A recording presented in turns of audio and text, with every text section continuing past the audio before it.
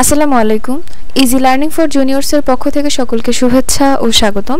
আজকে আমরা অষ্টম শ্রেণীর বাংলা বিষয়ের তোমাদের অর্ধবার্ষিক পরীক্ষার কিছু নমুনা প্রশ্ন দেখে নিব। তোমাদের অর্ধবার্ষিক পরীক্ষা কিন্তু ইতিমধ্যে তোমরা জেনে গিয়েছো যে 3 তারিখ থেকে শুরু হবে। তো তোমাদের প্রশ্নের কথা এখনো কিছু জানানো হয়নি যে তোমাদের প্রশ্নের ধরনটা কেমন হতে পারে। তো এই জন্য আমি তোমাদের কাছে একটা নমুনা প্রশ্ন নিয়ে আসলাম যে তোমাদের প্রশ্নটা এরকমও হতে পারে, হুবহু যে সেম হবে আমি সেটা বলছি না, তবে এরকম হতে পারে।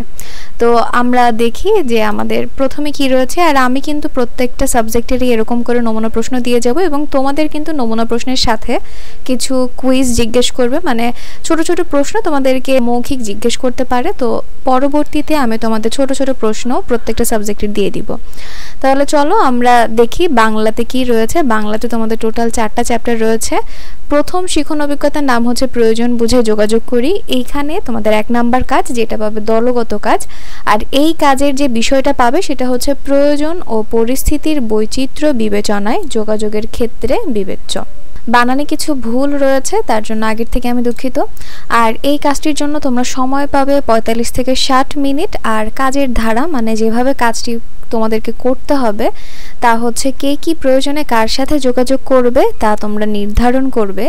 এরপরে প্রয়োজন ও পরিস্থিতির বৈচিত্র্য বিবেচনায় কিভাবে যোগাযোগ করা যায় এই বিষয়ে তথ্য সংগ্রহ করা, সংগ্রহকৃত তথ্যের তালিকা তৈরি করা এবং যাদের কাছ থেকে তথ্য সংগ্রহ করেছো তাদের নাম, পরিচয় ও স্বাক্ষর জমা দাও। তো এইভাবে তোমরা তোমাদের প্রথম যে কাজ, দলগত কাজ, এটা কিন্তু করে ফেলবে। পরবর্তী তোমাদের যে শিখন অভিজ্ঞতা রয়েছে বা অধ্যায় 2, তার নাম হচ্ছে প্রমিত বলি প্রমিত লিখি। 2 নাম্বার কাজটি পাবে তোমরা একক কাজ এবং এই কাজের যে বিষয়গুলো রয়েছে তা হচ্ছে অপ্রমিত বা আঞ্চলিক শব্দ শনাক্ত করে প্রমিত রূপ লিখি, মানে তোমরা আঞ্চলিক শব্দগুলো খুঁজে বের করবে এবং সেইগুলোর যে প্রমিত রূপ তা একটা তালিকা বা একটা ছকের মধ্যে লিখবে। এরপরে রয়েছে প্রমিত উচ্চারণে আবৃত্তি করো, মানে তোমাদেরকে কোনো কবিতা বা নিউজ পেপার দেওয়া হবে যেটা তোমাদেরকে সুন্দর করে প্রমিত ভাষায় আবৃত্তি করতে হবে। এবং তারপর 3 নম্বরে রয়েছে প্রমিত ভাষায় ও স্পষ্ট উচ্চারণে সংবাদ পাঠ, মানে তোমাদেরকে নিউজ পেপার পাঠ করে শোনাতে হবে। এখানেও তোমরা সময় পাবে 45 থেকে 60 মিনিট। কাজের ধারা, মানে যেভাবে কাজটি করবে, প্রথমেই হচ্ছে আঞ্চলিক শব্দগুলো শনাক্ত করতে হবে।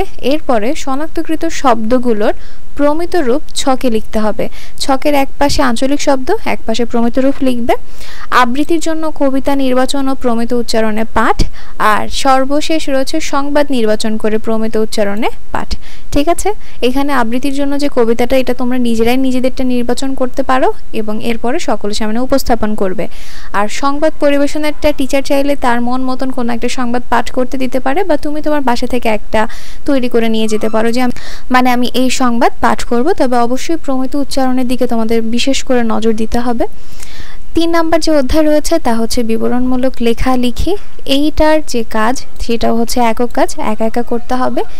এইখানকার যে বিষয়গুলো রয়েছে তা হচ্ছে বিবরণমূলক লেখার বৈশিষ্ট্য উপস্থাপন, বৈশিষ্ট্যগুলোর আলোকে 21শে বইমেলা বিষয়ে একটা বিবরণমূলক রচনা লিখতে হবে এবং 3 নম্বরে রয়েছে লেখাটির উপর 3টি করে প্রশ্ন তৈরি আর উত্তর করতে হবে।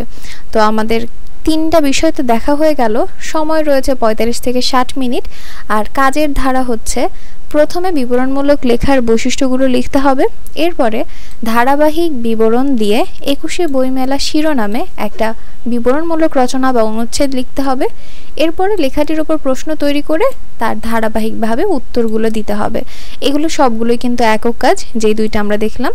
এরপরে আসি 4 নাম্বার চ্যাপ্টার, যার নাম হচ্ছে শব্দ বুঝি বাক্য লিখি। এই কাজের প্রকৃতিও হচ্ছে একক কাজ। আমরা 3টা দেখলাম, 3টাই একক কাজ, শুধু একটা ছিল দলগত কাজ। তো এই কাজের যে বিষয়গুলো রয়েছে তা হচ্ছে সমাস, উপসর্গ ও প্রত্যয় সাধিত শব্দগুলো শনাক্ত করে ছকে লিখতে হবে। এখানে তোমাদেরকে কোনো একটা অনুচ্ছেদ বা একটা গল্প দিতে পারে, সেইখান থেকে তোমাদের সমাস, উপসর্গ এগুলো বাছাই করতে হবে।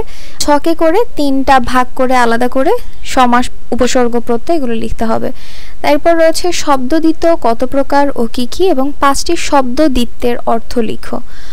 তারপর রয়েছে 10টি প্রায় সম্মতচারিত ভিন্নার্থক শব্দ জোড় ও এগুলোর অর্থ লিখো। এখন এটার জন্য সময় পাবে 45 থেকে 60 মিনিট। আর এই কাজগুলোর যে ধারা, মানে যেভাবে কাজগুলো করতে হবে তা হচ্ছে ব্যক্তিগত স্বার্থ ও সামাজিক স্বার্থ প্রবন্ধ থেকে 3টি করে সমাস, উপসর্গ ও প্রত্যয় সাধিত শব্দ লিখো। এটা হচ্ছে তোমাদের বইয়ের মধ্যে যে একটা প্রবন্ধ রয়েছে ব্যক্তিগত স্বার্থ ও সামাজিক স্বার্থ, এখান থেকে 3টা করে তোমার সমাস, 3টা উপসর্গ, 3টা প্রত্যয় সাধিত শব্দগুলো খুঁজে বের করতে হবে। গেল। এরপর রয়েছে শব্দ দ্বিত্ব কত প্রকার ও কি কি বা কাকে বলে, এই প্রশ্নের উত্তর লিখতে হবে। এরপরে রবীন্দ্রনাথ রচিত নদী কবিতায় ব্যবহৃত 5টি শব্দ দ্বিত্ব অর্থ সহ লিখতে হবে এবং সর্বশেষে রয়েছে 10টি প্রায় সম্মতচারিত ভিন্নার্থক শব্দ লিখে তাদের ভিন্নতা দেখাও। তো এই তো গেল আমাদের 4 নাম্বার চ্যাপ্টারে কাজের ধারা।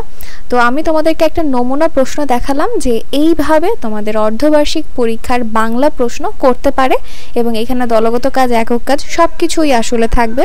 তাহলে তোমাদেরকে অবশ্যই ভালো করে প্রস্তুতি নিতে হবে, আর সবকিছুর মধ্যে তোমাদেরকে অবশ্যই বই ভালো করে পড়তে হবে, কারণ আমি যত কিছুই দেখাই না কেন বই যদি তোমরা ভালো করে পড়ো তাহলে অবশ্যই যাই কোশ্চেন করুক না কেন তোমরা পারবে। আর পরবর্তীতে আমি তোমাদেরকে আরো নমুনা প্রশ্ন দিব এবং এই সকল নমুনা প্রশ্নের উত্তরগুলো দিয়ে দিব। আর তো আজকের ভিডিওটি এই পর্যন্তই। ভিডিও যদি তোমাদের কাছে ভালো লেগে থাকে তাহলে অবশ্যই সাবস্ক্রাইব করে দিবে এবং পাশে থাকা বেল আইকন বাটনটি প্রেস করে দিবে। তো আজকে এই পর্যন্তই। আল্লাহ হাফেজ।